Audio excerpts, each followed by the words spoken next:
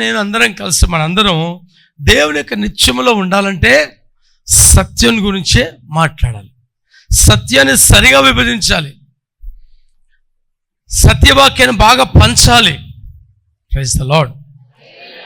కల్పన కథల వైపు తిరిగే కాలం వచ్చిందని బైబిల్ పేతురు పత్రికలు అంటున్నాడు కదా.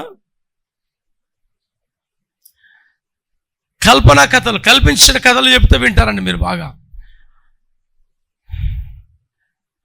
బైబిల్లో ఉన్న స్టోరీ లేదా జరిగిన సత్యం ఉన్న విషయాలు సరిగా బోధించాలన్నాడు.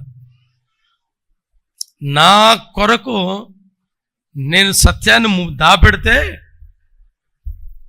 నేను దేవుని ఎదుట దోషిని. మీ వరకు మీరు సత్యమైనటువంటి యేసుక్రీస్తును దాచిపెడితే, అబద్ధాలు కల్పనా కథల వైపు తిరిగితే మీరు దోషులవుతారు.